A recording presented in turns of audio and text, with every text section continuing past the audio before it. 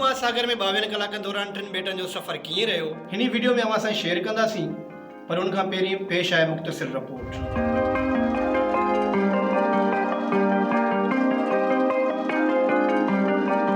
Asia जी सभ खां वॾी सिंधु नदी जेका तिब्बत खां शुरू थी लद्दाख खां थींदे गिलगित बल्तिस्तान रीजन हिंदू कश जे हदनि वटां ॾाखिणी तरफ़ खां पाकिस्तान में अरबी समुंड में मिले थी।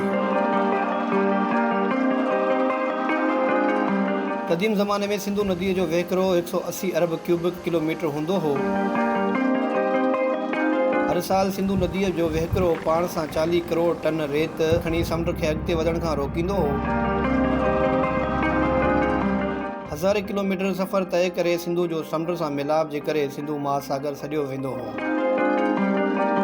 अंदाज़न 5वीं सदीअ में अरबनि हिन खे अरबी समुंड सॾणु शुरू कयो। सिंध ऐं बलोचिस्तान में केपीटी, कासिमपोर्ट, पसनी, जेवानी, गडानी ऐं ग्वादर जहिड़ा बंदर ऐं अनेक ॿेट शामिल आहिनि। तक़रीबन 38,62,000 स्क्वायर किलोमीटर ते मुश्तमिल 2734 मीटर गहराई रखंदड़ अरबी समुंड जो सामुंडी किनारो Somalia, Yemen, Oman, Iran, Pakistan ऐं मालदीव जे मुल्कनि खे लॻे थो। कराची जे सामुंडी हदनि में भिट ऐं बाबा ॿेट, मनोड़ा ॿेट, शम्स पीर समेत ॿिया केतिरा ई ॿेट शामिल आहिनि, पर असांजो सफ़र छाण, छन ऐं फिटी ॿेट तरफ़ रहियो। राति जो 11 वॻे इब्राहिम हैदरी में चाढ़ण जे धिके खां वॾे होड़े में कुझु महिमान दोस्तनि ऐं मक़ामी दोस्तनि सां गॾु वेठासीं। होड़े जी इंजन स्टार्ट थियण बाद होड़ो अॻिते वधणु लॻो त सभिनी दोस्तनि जो हिकु पासे वज़न हुअण करे ज़रे घटि होड़ो कल्टी थियण लॻो हो। कुझु वक़्तु पहिरियां असांखे इहे लॻो त ॼण हज़रत इब्राहिम अलैहिस्सलाम सां मुलाक़ात थियण वारी आहे।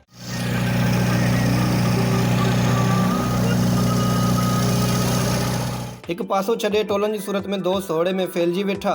होड़ो अॻिते वधणु लॻो ऐं कचहरी शुरू थी। दोस्तनि शेर बि चया, राग बि ॻायो त भोग ठका बि हलंदा रहिया। 2 कलाकनि ताईं पाणी में सफ़र दौरान बुख वधी त रिकॉर्डिंग विसरी वई। होड़ो विच समुंड में बीहारियो वियो, चारे तरफ़ रुगो पाणी ई पाणी हुयो। असां सामुंडी ॿेट छाण वटि पहुता आहियूं। हिन वक़्तु सुबुह जा 5:30 थियनि पिया ऐं हीअ तव्हां सां चंड जो ख़ूबसूरत नज़ारो शेयर करे रहिया आहियूं। अड़े चंद्र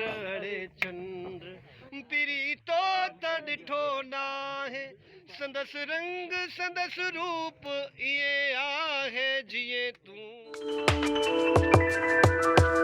कुझु कलाकनि बाद पिरे फुटी जो मच्छीअ जे शिकार लाइ तयारु थियासीं।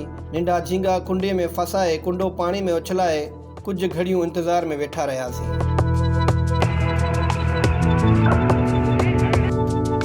13-14 चंड जी तारीख़नि में मच्छीअ जो शिकार घटि थिए थो, जंहिंजे करे पाण छाण ॿेट छॾे छिन ॿेट तरफ़ रवाना थियासीं।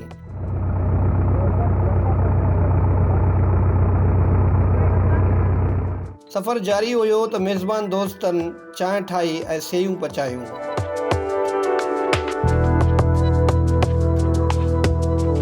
कलाक खनि होड़ो हलंदो रहियो। छिन ॿेट ते तिमर जे ॿेले में लथासीं, जिते बि पाणी खारो थियण सबबि आबी जीवत नज़र न आई। तिमर जी कटाई इलाही तेज़ी सां जारी आहे। इन वजह सां समुंदर खे इलाही नुक़सानु पुॼे पियो। माण्हू इनखे कटे फ़रोख़्त कनि पिया। इन जो इलाही सप्लाई हले पियो ॿाहिरि, तंहिंजे वजह सां असांजे समुंदर खे इलाही नुक़सानु थिए पियो। पहिरीं इन जी तादाद इलाही ज़्यादा हूंदी हुई, हींअर इलाही घटि थी विया। काफ़ी नुक़सानु थिए पियो, समुंदर खे बि नुक़सानु थिए पियो ऐं हिन जी कटाई जेकी आहे उहा तेज़ी सां जारी आहे, जंहिंसां समुंदर खे काफ़ी नुक़सानु थिए पियो। ऐं हिते जेका माहीगीर आहिनि उहे बि हींअर काफ़ी परेशान आहिनि। तिमर ॿेलो जेको आहे सो हेॾी समुंड में सम्झो त जेको आहे सो कुदरती आफ़तुनि खे रोकंदो आहे ऐं उनखां पोइ हिते झींगा जेको आहे मच्छी आहे उहा बचा कंदा आहिनि हिन ॿेले में। सिंधु दरिया मां मुसलसल हिकिड़ो पाणी किनारनि जे थ्रू खयो थो वञे, ॿियो वरी पंप हणी दरिया मां पाणी ज़बरदस्ती चोरी कयो पियो वञे, जंहिंजे करे इंडस डेल्टा में पाणी न पियो पहुचे। लखें एकड़ ठठे बदी नजी मिठो पाणी न अचण जे करे ज़मीन जेको आहे समुंड जो पाणी ज़मीन खे गड़काईंदो वञे ऐं हैदराबाद ताईं जेको आहे सो खारो पाणी थी वियो आहे, जर जो पाणी, जंहिंजे करे मां सम्झां थो त मिठो पाणी न हुजण जे करे या दरिया जो पाणी न छोड़ करण जे करे तिमर जो ॿेलो तेज़ीअ सां ख़तमु थी रहियो आहे।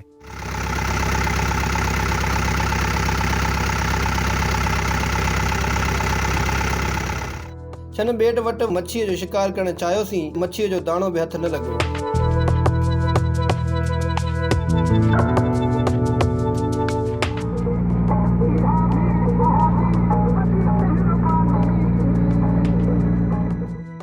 छिन ॿेट छॾे अधु कलाक जे सफ़र खां पोइ फिटी ॿेट पहुतासीं।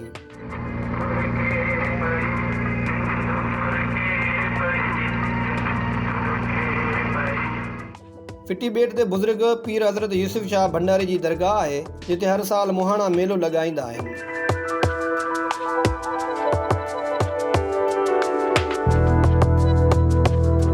हज़रत यूसुफ शाह वटि हाज़िरी भरे जॾहिं वापसि होड़े तरफ़ आयासीं त पाणी किनारे खां काफ़ी परते हलियो वियो हो। मज़ेदार ॻाल्हि इहा आहे त समुंड जो पाणी 6 कलाक चढ़ी किनारो ॿोड़ींदो आहे त 6 कलाक वरी वापसि वञी मैदान ज़ाहिर कंदो आहे। न मच्छी न झींगो न ई को पखी ऐं गॾु आंदल रध पचा जो सामान बि ख़तमु थी चुको हुयो। बसि इहो ई इंतज़ारु त कॾहिं तो पाणी चाढ़ करे किनारा ॿोड़े असांजो ॿेड़ो तारे। नेठि सिजु लथो, राति जा 8 थिया, पाणी किनारे ते आयो। 6 कलाक पाणी जो इंतज़ारु ख़तमु थियो। 45 मिंटनि जे सफ़र सां वापसि इब्राहिम हैदरी में चाढ़ण जे धिके वटि पहुची संगत खां मोकिलाणी कईसूं। उमेद त 22 कलाकनि वारे सफ़र अव्हांखे बि घणियुनि ॻाल्हियुनि खां आगाह कयो हूंदो। हाणे असांखे ॾींदा इजाज़त। सिंध सलामत, साथ सलाम।